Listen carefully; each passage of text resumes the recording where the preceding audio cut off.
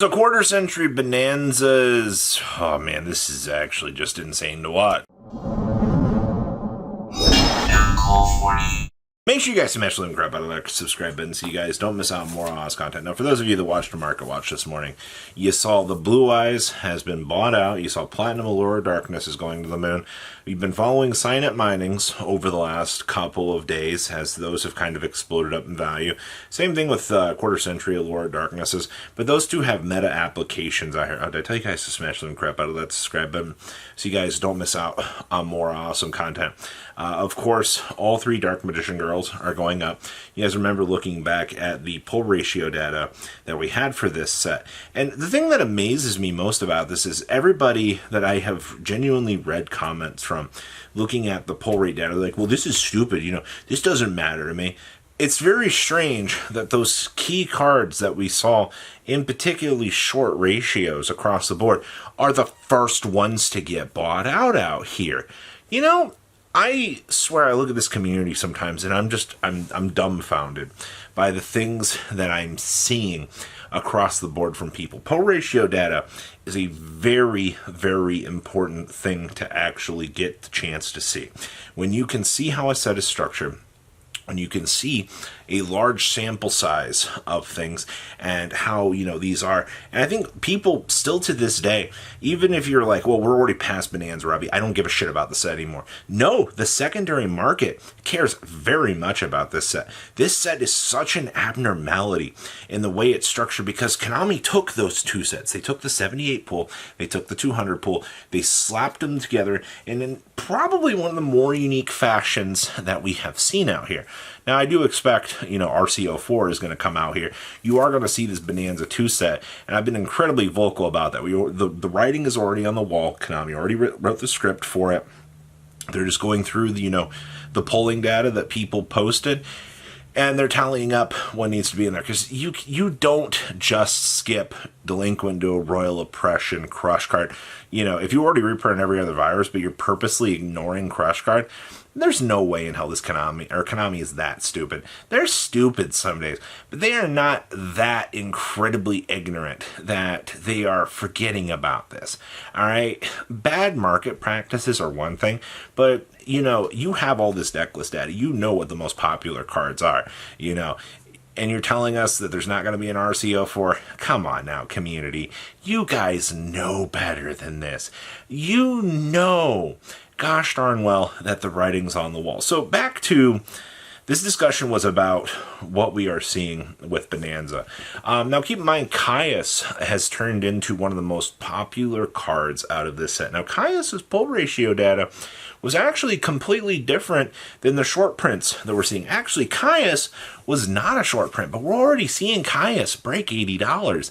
I think the thing that's most intriguing about Caius, and this ties into the community out here, and I've said this a lot, the community underestimates the whales that exist over there in those other sides of the community.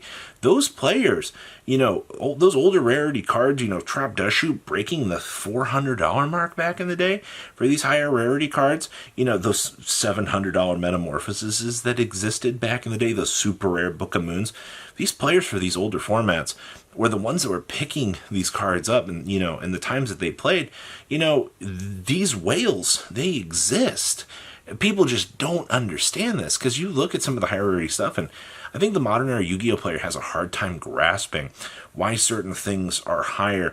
And even like comparative to the modern whales, the lower rarity card being cheaper, but certain people are just like, I can't believe this QCR is $400.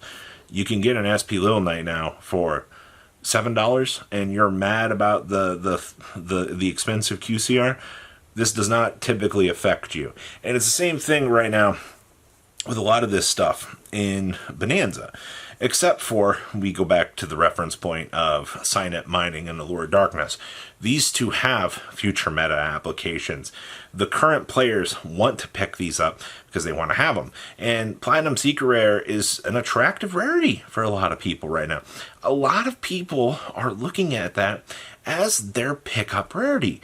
All right, you can sit here and you can complain about it. You can go, well, actually, I don't really care about. That's fine.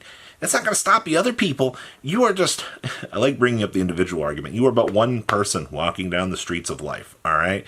You are your own main character. That doesn't mean that other people in the world aren't willing to spend the money for these cards, all right? And that's the thing. People have looked now at Bonanza.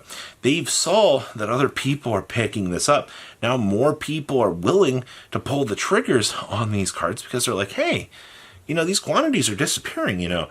I'm going to spend the $50. I'm going to pick up Dark Magician Girl C, for example, to add to my collection.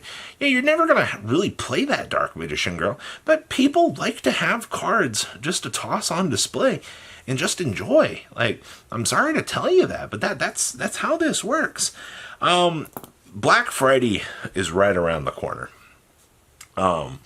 You've already seen some major acceleration in certain categories in Bonanza. I would not be surprised if once that, 10% kickback hits, you're going to see some large quantities of things disappearing very rapidly from this set. And to the, the standard couple people out here that are going to comment, well, thanks, Robbie, for the 10-minute nothing burger. You have been warned, all right? You're going to be the same people that are going to shit-it, cry-it on the floor when you see more QCRs getting bought out. You are never going to buy these QCRs anyway. You're along for the ride of the market. And I think a lot of people don't typically understand the way that the market works. They would rather just feign ignorance, and that's fine. But to the people that do care out here, kickback on Bonanza is going to be a very disgusting thing. I would also keep in mind, I would assume probably about that point, you're going to see crossover breaker boxes probably disappear that day as well. I guess I should probably give a warning for that because Rizal and Malice are two of the biggest expected releases of the year. Actually, they might be the biggest next to Quarter Century Bonanza's pool of nostalgia stuff. People really are looking forward to playing these decks. And we're sitting here in this situation right now. I think over time, at least through Black Friday, crossover breakers should be relatively quiet. Post, you'll probably see maybe a little, depends when we get the reveals, honestly. For the remainder of this set, prismatic secret rares or platinum secret rares or whatever they are, I think they are going to continue to be a big silent debate on, I think most of these were settling at like $3 to $4. You're not losing a lot of money by picking these up, but things like the Dark End Dragon, those were big Edison pickups for people. Dark End Dragon before the reprint was stupid money. Like, you shouldn't have to spend $15 for a frickin' Dark End, man. All right, especially when you look at a lot of this, older stuff. The next question I'm going to present to you as we're wrapping up this video here, with how they have reprinted everything out here for this older format and stuff, I question the next time we're going to see some certain reprints for this stuff. While this was a pretty major reprint block for a lot of Edison, the next question is when's the next time we're going to see reprints for this? The 30th? 5 years down the line? I don't know. And that's an incredibly interesting thing to be thinking about out here.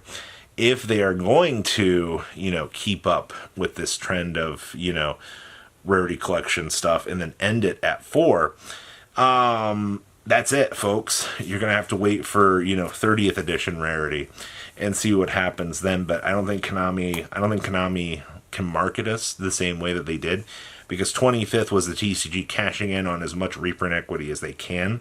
Now you have to let the market heal going forward. I think we can handle in our rarity collection 4 realistically, but I don't think it's got the same impact power that Bonanza had, especially if you're going to shape in another 200 card set into the same set. But I can't wait for more people to shit-it, cry-it on the floor as we're looking at more and more of this set disappear off of the market, and people just continue to scream and kick on the floor. They're like, I can't believe that this went up. I can. I wholeheartedly can. The amount of product in circulation is going to dry up for certain things, and that's it, folks. That's all there is to it. Well, guys, keep a smile on your face, shit-it, cry-it on the floor, and enjoy the rest of your day, all right? Peace out. Patrons! Thank you! Ah!